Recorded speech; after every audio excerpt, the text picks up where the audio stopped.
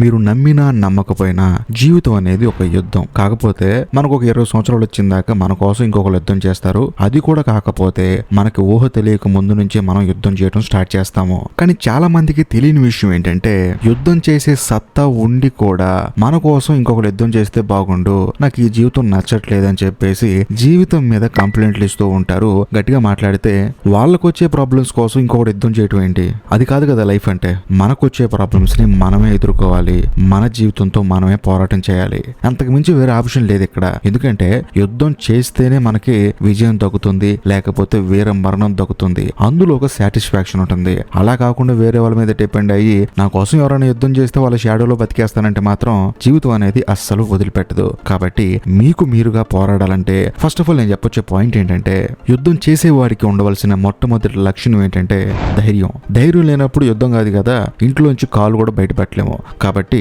యుద్ధం చేయాలి అనుకునే ప్రతి ఒక్కరికి ఉండాల్సింది ధైర్యం, అంతేకాకుండా స్థిరత్వం. యుద్ధం అంటే నాకు తెలిసిన వరకు మనం ప్రతిరోజు ఫేస్ చేసే సమస్యలు అవ్వచ్చు, లేకపోతే మన పక్కన వాళ్ళు క్రియేట్ చేసే ప్రాబ్లమ్స్ అవ్వచ్చు, అది కూడా కాకపోతే నేచర్ నుంచి వచ్చే ప్రాబ్లమ్స్ అవ్వచ్చు, మనకి పుట్టుకతో వచ్చే ప్రాబ్లమ్స్ అవ్వచ్చు. ప్రతిదీ ఒక యుద్ధం లాంటిదే. దాన్ని మనం ధైర్యంగా ఎదుర్కోవాలి తప్ప దానికి మనం భయపడి అక్కడ నుంచి పారిపోకూడదు. ఎందుకంటే భగవంతుడు మనకి జీవితాన్ని ఇచ్చింది యుద్ధం చేసి హ్యాపీగా ఉండరా బాబు అని చెప్పి, అంతేగాని యుద్ధాన్ని మధ్యలో ఆపేసో లేకపోతే అసలు యుద్ధం మొదలు పెట్టకుండానే అక్కడి నుంచి వచ్చాయని చెప్పేసి కాదు. కాబట్టి మనం ధైర్యంగా ఉండాలి. అంతేకాకుండా కష్టాలు వచ్చినప్పుడు ఎదుర్కొనేటప్పుడు ఇంకొక పాయింట్ గుర్తు చేసుకోండి, ఇలాంటి కష్టాలు జీవితంలో మరిన్ని వస్తాయి, వస్తూనే ఉంటాయి. అలా వస్తేనే మనం యుద్ధంలో ఒక గొప్ప సైనికుడు అవుతాము.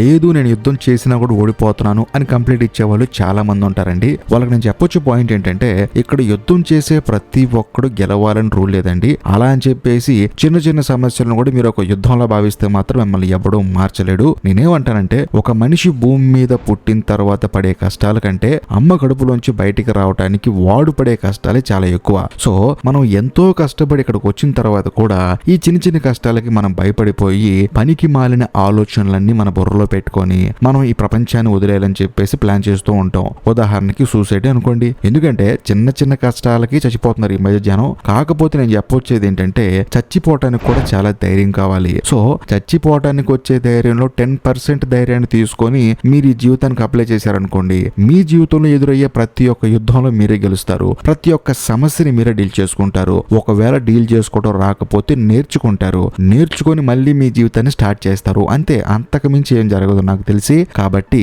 మీరు యుద్ధంలో ముందుగానే ఓటమిని అంగీకరించకండి. మీరు యుద్ధం చేయడం నేర్చుకోండి. అందులో గెలిచినా గెలవకపోయినా, గెలిస్తే ఓకే, ఒకవేళ ఓడిపోయారనుకోండి ఇంకోసారి గెలవడానికి ట్రై చేయండి. ఎందుకంటే యుద్ధం చేయడం అనేది నిరంతర ప్రక్రియ అయినప్పుడు గెలిపేంటి ఓటమేంటి. కాబట్టి యుద్ధాన్ని అంగీకరించండి. అలా అంటే జీవితం మొత్తం కష్టాలు ఉంటాయా, మేము లైఫ్ లాంగ్ కష్టపడాలా అని చెప్పేసి చాలా మందికి డౌట్ రావచ్చు. నేనేమంటానంటే సాగర మదనం చేస్తేనే కదా అమృతం బయటపడింది.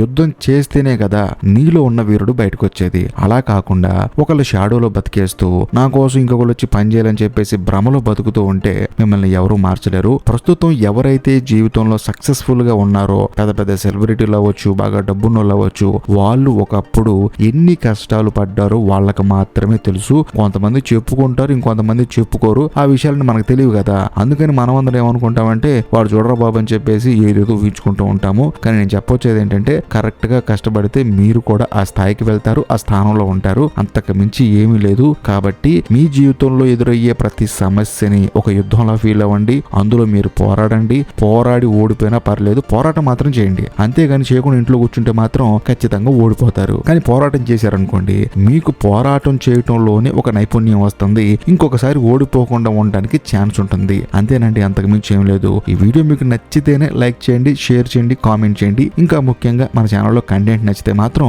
సబ్స్క్రైబ్ చేసి బెల్ ఐకాన్ ప్రెస్ చేయండి. బాయ్.